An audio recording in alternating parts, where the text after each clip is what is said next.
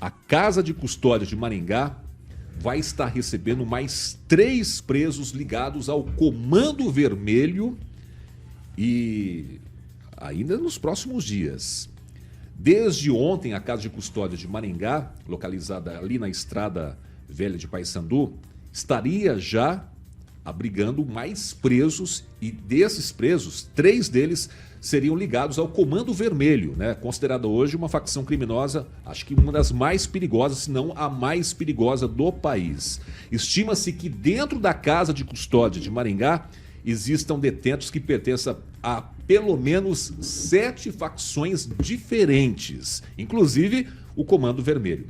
A unidade destinada à custódia de condenados masculino tem capacidade para 900 presos e possui mais de 1.200 presos. Esses, para vocês terem uma ideia, esses 3 que estão sendo transferidos são considerados perigosos. Eles teriam participado da rebelião ocorrida na Casa de Custódia de Curitiba em julho de 2018, fazendo reféns 5 agentes penitenciários, né? E inclusive uma rebelião que ganhou repercussão nacional. E aí, Regiane, vem a pergunta, não é? Já temos 1.200 presos, vamos dizer assim, um estopim já aceso, mais presos do Comando Vermelho vindo para cá, mistura-se um monte de facções. O que podemos esperar? Será que não teremos também algum problema aqui ou não com a transferência desses presos perigosos para Maringá? Olha, acho que o que Maringá não precisava era justamente desse tipo de pessoa, né, aqui. Mas enfim, né, talvez dê uma organizada no todo, né, como você bem disse, é uma montoeira de facção misturada, quem sabe chega uma aí que vai ordenar. Gente, estou fazendo uma brincadeira aqui, mas assim, às vezes eu não sei, sabe, a gente fica muito preocupado com a sequência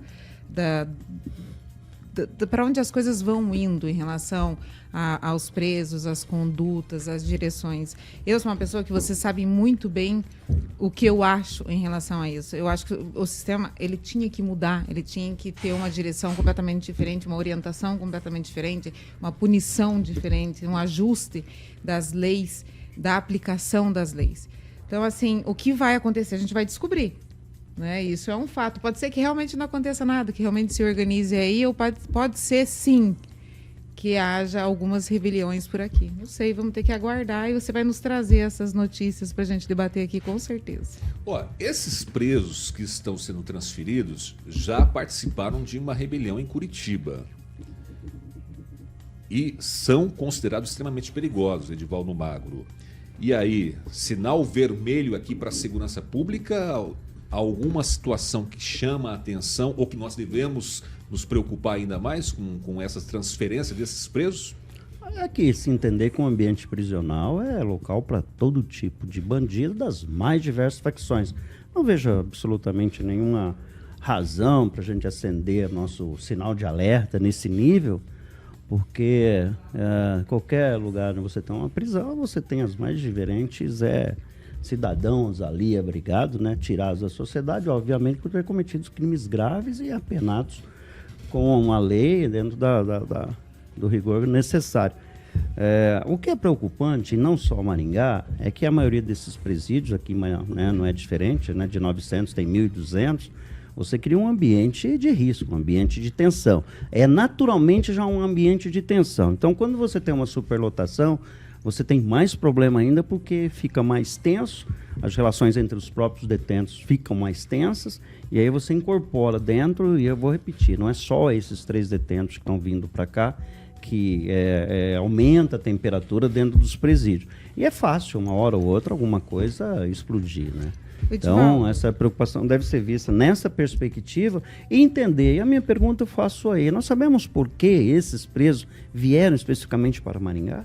Então, se são considerados tão perigosos assim, tinha que ir para uma penitenciária de segurança máxima.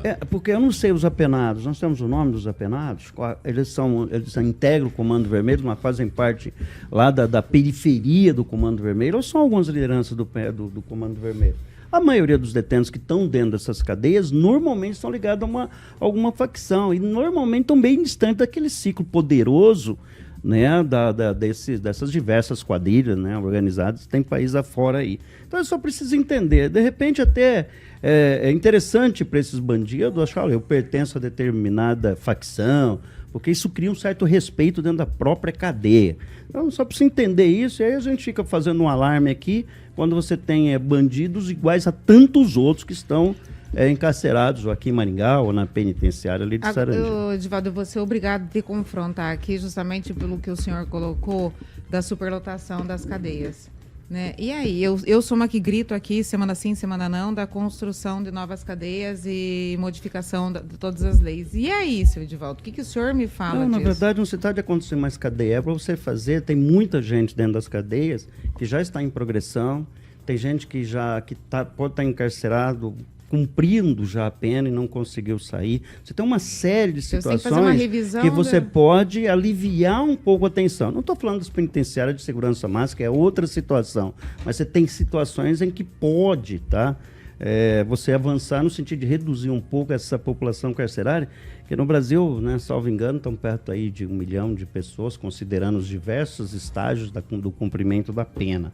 Vamos deixar claro que quem está em unidades prisionais de alta segurança, de segurança máxima, estão no limite do crime, né? São perigosos em todos os sentidos. Mas eu coloco essa régua aqui até para minimizar um pouco esse sentimento de alerta. Olha, o pessoal está aqui, vem aqui do Comando Vermelho, porque todos são daqui, né? Então, o Paraná, eu acho que é um dos estados que tem mais crescido. Vivi lá, como vivi com alguns delegados ali da região oeste e sudoeste do Paraná, Cascavel, Foz do Iguaçu, e eles tinham notado aí, a partir de 2020, um crescimento muito grande das facções organizadas que começam a se alastrar aqui, não só pelo Paraná, mas por Santa Catarina. Então, nesse aspecto, o combate a esses crimes, a esses criminosos, é fundamental, razão pela qual a gente sempre protesta aqui pelo aumento do efetivo, mais tecnologia, salários melhores, mais equipamento, tanto para a Polícia Militar quanto a Polícia Civil.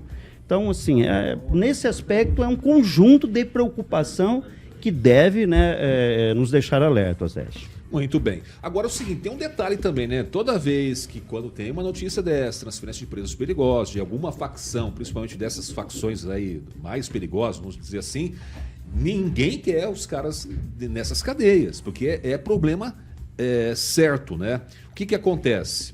Esses aqui, por exemplo, já participaram de uma rebelião, aqueles de Mossoró também eram no Comando Vermelho, estavam jurados de morte pelo próprio Comando Vermelho, para vocês. Na verdade, aqueles dois lá eram figurinhas, né? Não. Até esse momento, deixar claro, o governo não explicou o envolvimento do próprio sistema carcerário na fuga dos meliantes.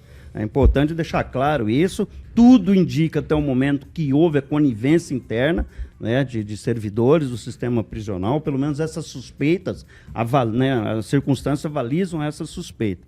Então, por testar sempre para que haja pelo menos o rigor técnico na apuração e na prisão, né, que os dois continuam foragidos nesse momento em que pese o enorme esforço da polícia para tentar prender os bandidos.